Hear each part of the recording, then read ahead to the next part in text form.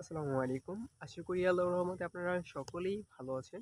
আপনারা যারা বেগুন চাষাবাদ করেন, আপনারা প্রতিনিয়ত বিভিন্ন সমস্যার সম্মুখীন হয়ে থাকেন।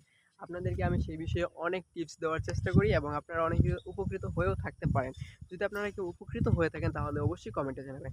এবছর আমি চাষাবাদ করেছি লাল তীর কোম্পানির পার্পল কিং বেগুন। পার্পল কিং বেগুনের যে ফলন সেটা হচ্ছে অসাধারণ দুর্দান্ত। তবে সব গাছের ফলনটা একরকম নয়। আপনাদেরকে আমি একটা গাছ দেখাবো যেই গাছের ফলনটা হচ্ছে পার্পল কিং কোম্পানির প্যাকেটে বীজের প্যাকেটে যেরকম মানে ছবি দেওয়া থাকে ঠিক সেই রকম ফলন আসছে আমার একটা গাছে।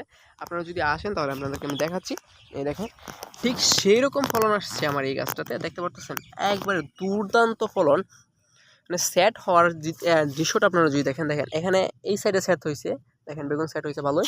এইখানে দেখেন একটা সেট হয়েছে, আর এই জায়গায় যে দৃশ্যটা এটা হচ্ছে একটা মানে মাশাল্লাহ মাশাল্লাহ দেখছেন।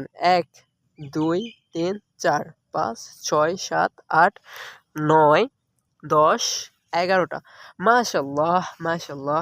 পিছনে দেখেন ১২ ১৩ ১৪ ১৫ ১৬ মানে বলার বাহিরে। এরকম সেট হইলে বেগুন চাষ করে আপনি লাখপতি হইতে খুব বেশি দূর যাওয়া লাগতো না, মানে খুব বেশি সময় লাগবে না। কিন্তু আমরা বাস্তবতার প্রেক্ষিতে একটা জিনিস খেয়াল করি, সেটা হচ্ছে সব গাছে কিন্তু একই রকম ফলন আসে না। সেই বিষয়টা আমি ঠিক বুঝতে পারি না কেন আমাদের পরিচর্যা কিন্তু ঘাটতি থাকে না। আমরা কৃষকেরা কিন্তু পর্যাপ্ত পরিমাণ পরিচর্যা করি আমাদের টার্গেট থেকে সর্বোচ্চ ফলন নিশ্চিত করে, কিন্তু আমরা সেই ফলনটা সব গাছ থেকে পাই না। এই দেখেন এখানে অনেকগুলো গাছ আছে, দেখেন ফলন একদমই আসে নাই।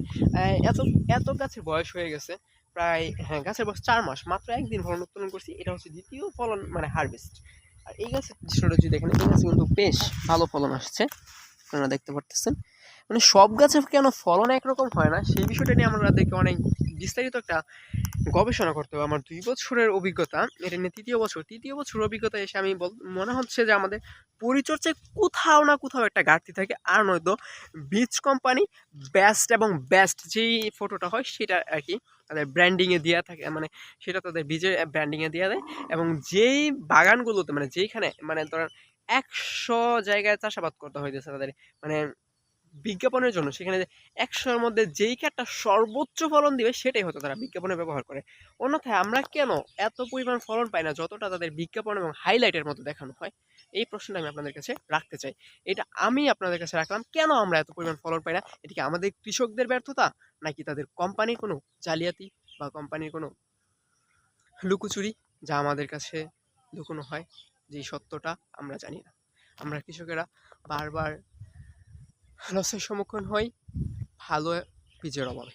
সকলের কাছে দোয়া প্রার্থী এবার যেন বেগুনে ভালো কিছু একটা করতে পারি। সকলকে অসংখ্য ধন্যবাদ ভিডিওটি শেষ অবধি দেখার জন্য।